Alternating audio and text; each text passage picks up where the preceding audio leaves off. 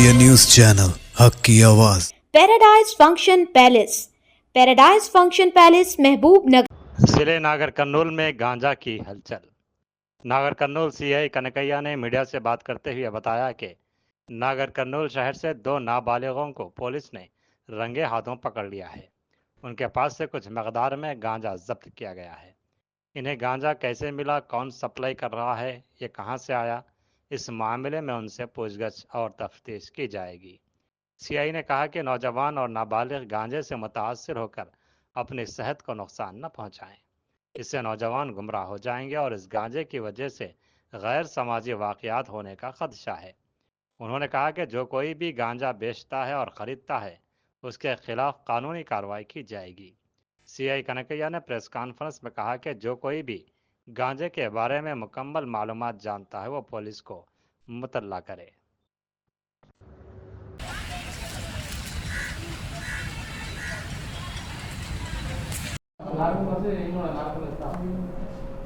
నాగర్ కర్నూలు పట్టణంలో గత కొన్ని రోజుల నుంచి గంజాయిని కొంతమంది యువకులు తాగుతున్నట్టు నమోదైన సమాచారం ప్రకారం గత 15 రోజుల క్రితం సంతోష్ నాయక్ అనే వ్యక్తిని అరెస్ట్ చేసి రిమాండ్ చేయడం జరిగింది. అదేవిధంగా ఈరోజు ఇద్దరు వ్యక్తులు గంజాయిని హైదరాబాద్ నుంచి తీసుకొచ్చి వాళ్ళు తాగుతూ అదేవిధంగా ఇక్కడ ఎక్కువ ధరలకు అమ్ముతున్నారని నమ్మదైన సమాచారం ప్రకారం ఇద్దరు వ్యక్తులను అదుపులో తీసుకొని అటు వ్యక్తులను కూడా ఈరోజు రిమాండ్ చేయడం జరుగుతుంది. కాబట్టి నాగర్ కర్నూలు ప్రజలకు కానీ నాగర్ కర్నూలు కాన్స్టిట్యూన్సీలో నుండి ప్రజలందరికీ పోలీస్ శాఖ నుంచి విజ్ఞప్తి ఏమనగా తెలంగాణ ప్రభుత్వం గాంజాయి విషయంలో, డ్రగ్స్ విషయంలో చాలా సీరియస్గా ఉంది. ఎవరైనా గాంజాయి కానీ డ్రగ్స్కు బారిన పడ్డటువంటి యువత చెడు మార్గాలకు వెళ్ళే అవకాశం ఉంది. కాబట్టి తల్లిదండ్రులకు మరియు యువతకు మా యొక్క విజ్ఞప్తి ఏమనగా ఎవరు కూడా దయచేసి గాంజాయి బారిన పడద్దు. గాంజాయి తాగడం వల్ల వాళ్ళకు వ్యక్తిగతంగా అనారోగ్యానికి గురికావడం జరుగుతుంది. అదేవిధంగా సమాజానికి కూడా చాలా చెడు జరుగుతుంది. కాబట్టి ఎవరు కూడా యువత చెడు మార్గంలో పోవద్దు.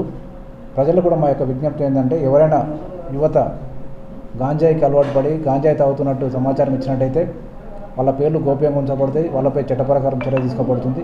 కాబట్టి ఎవరు కూడా దయచేసి గాంజాయి బారిన పడకుండా మంచి మార్గంలో ఉండాలి, సమాజానికి మేలు చే విధంగా ఉండాలని కోరుకుంటున్నాం. కాబట్టి ప్రజలు ఏదైనా మీ దృష్టికి వస్తే మాకు సమాచారం ఇచ్చి సహకరించగలని మనవి.